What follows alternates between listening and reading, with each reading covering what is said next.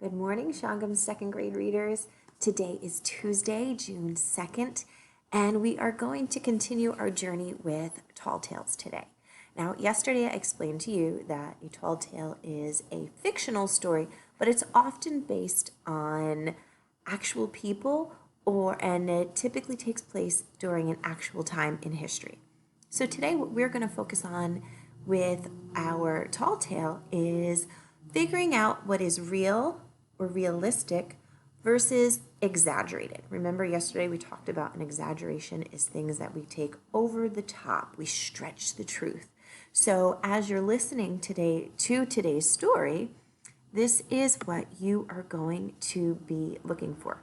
You're going to be looking for things that are realistic in the story. It could happen. And you're going to be looking for those exaggerated details that they could not happen. Think about Paul Bunyan yesterday. Now, Paul Bunyan, there's no way that after a week being old that he could fit into his father's clothes. So that would go under the exaggerated category here, right? A week-old baby is not going to fit into a grown man's clothing, right? Could a baby that is larger be born? Absolutely, that could be realistic, but not the size of an adult, right? So let's think again, too, about Paul Bunyan. Could there be somebody that was really strong and tall and muscular, that was a logger that chopped down trees? Yes, absolutely, that's realistic. But what is exaggerated was that he could chop down 40 acres of trees in just one chop of his axe, right? That's another exaggeration. So today we are going to be reading the story of John Henry. And at the end of the story, I'm going to read you a little bit about the history of it.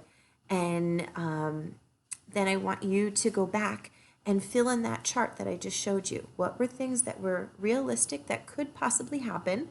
And then what were the exaggerated details from this particular tall tale?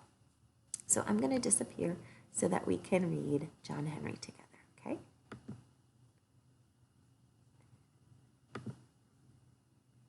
Let's go here. All right. John Henry, the Steel-Driving Man, retold by Virginia Schomp. It was late.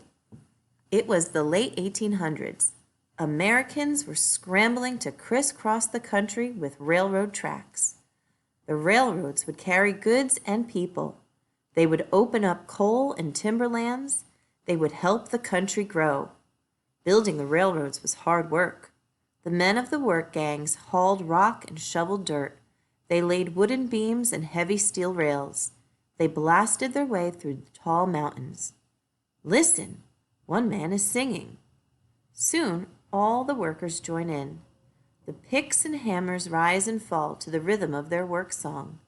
The words tell a story of joy and pain, strength and pride and courage. They tell the tale of John Henry. John Henry was born on a night as black as the belly of a mountain. Dark clouds covered the moon. Lightning flashed. Thunder pounded the earth like a hammer. Then that new baby cried. He cried so loud that he scared off the storm clouds. A big copper moon gazed down from the sky. Crickets sang in the grass.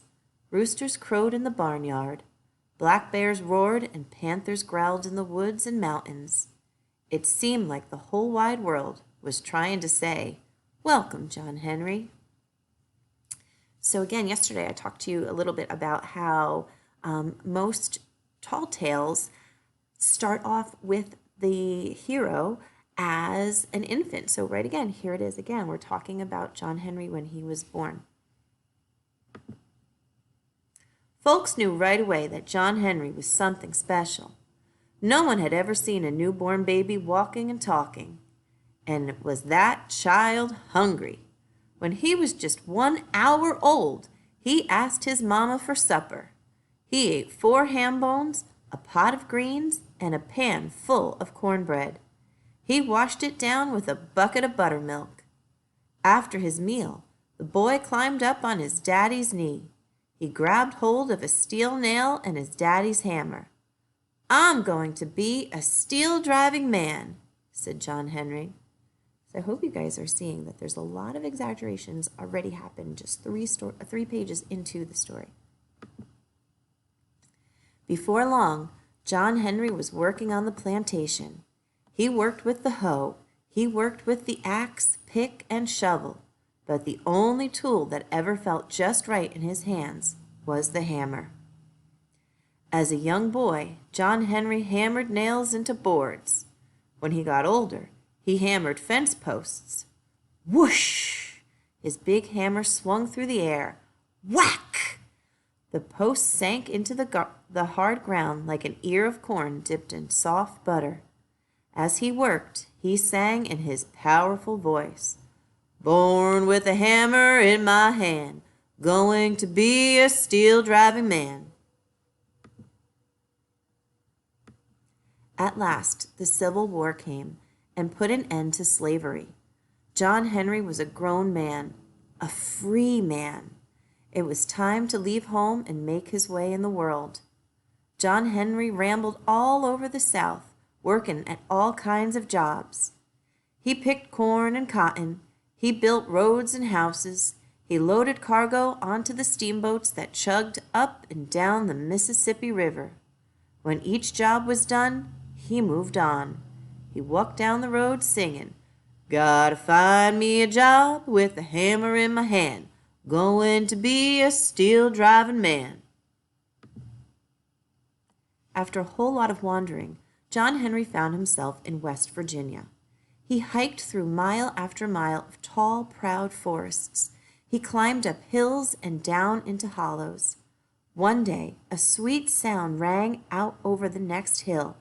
He scrambled to the top and peered down into a valley. He saw hundreds of workmen. He saw a road of shining steel rails. The men were building a new line for the Chesapeake and Ohio Railroad. And the beautiful sound that John Henry had heard was the clang, clang, clang of their hammers. John Henry watched the workers closely. Some of them were laying wooden railroad ties on the ground. Others crossed the ties with heavy steel rails. Still others hammered in the spikes that would hold the rails to the railroad ties. The hardest job of all was steel driving. The steel drivers had to drill holes into solid rock. A helper called a shaker held the steel drill in place. The steel driver pounded the drill with his heavy hammer. After he made a lot of holes, the blasting crew packed them with dynamite. Kaboom! The blast blew the rock to kingdom come, clearing the way for more railroad tracks. Now right here, this is actual history. And here are things that, yes, are realistic and that could and did actually happen. So I hope you're picking up on this as we're reading. John Henry went to the captain of the railroad gang. "I was born to be a steel-driving man," he sang out. "Steel driving is hard work," said the captain. "You have to hammer fast, or you can slow down the rest of the gang.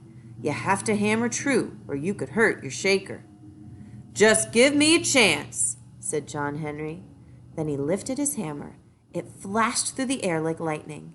He brought it down with a crash as loud as thunder. With just one stroke, he drove his drill deep into the rock. And the captain said, "You're hired." So John Henry set to work for the Chesapeake and Ohio Railroad. He drove the steel faster and better than any other man. Most steel drivers used a 10-pound hammer. He used two 20-pound hammers, one in each hand. Clang, clang! How he made those hammers ring. Hour after hour, he never missed a stroke. The shaker held his drill.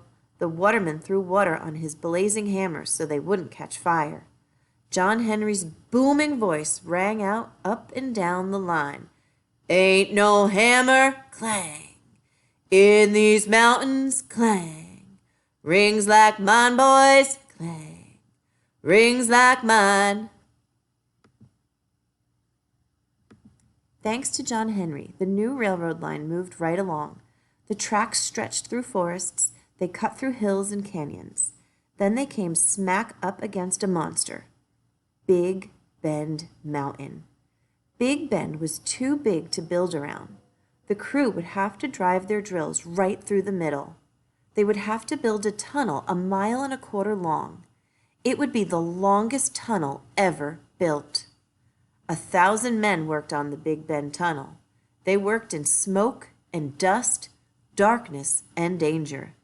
And leading the way was the king of the steel drivers, John Henry.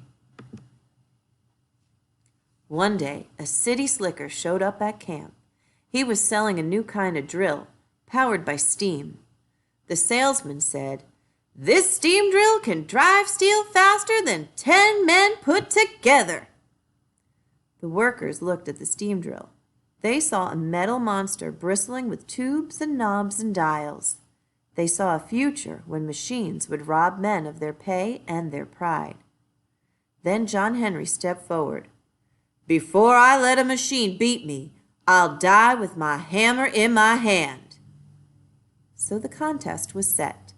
Who could drill faster, a machine or the world's best steel-driving man? Folks came from miles around to watch the race. The captain blew his whistle. "Go!" Whoosh! Clang! John Henry swung his mighty hammers. Bang! Crash! The steam drill roared to life. All morning long, John Henry's hammers rose and fell.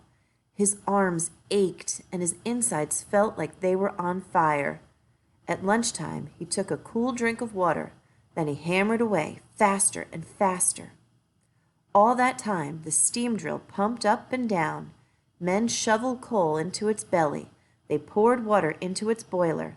Clouds of steam and dust and smoke billowed out from inside the mountain. Finally, the sun went down and the captain blew his whistle. The judges measured the holes. John Henry had drilled 14 feet into the rock.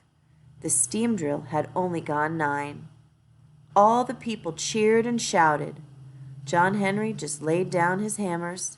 He sank to the ground. He closed his eyes with a smile.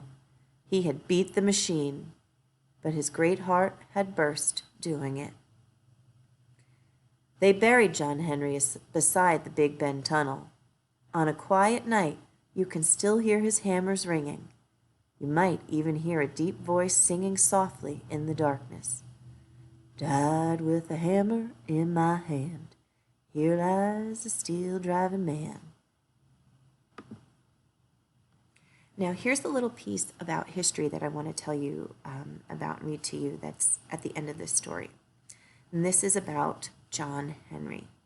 Many people believe that the legend of John Henry is based on a real man. He may have been born a slave in the South before the Civil War. When the war ended, he went to work as a steel driver for the railroads. The real John Henry might even have won a race with an early steam drill. The race probably didn't kill him, though.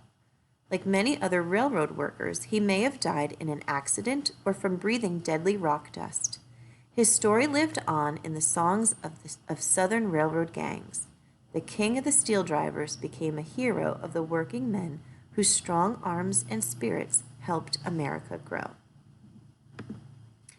Now that's, to me, one of the most interesting things about Tall Tales, because they actually have history to them, that, you know, these stories were created and exaggerated as a way to tell a little bit about our American history.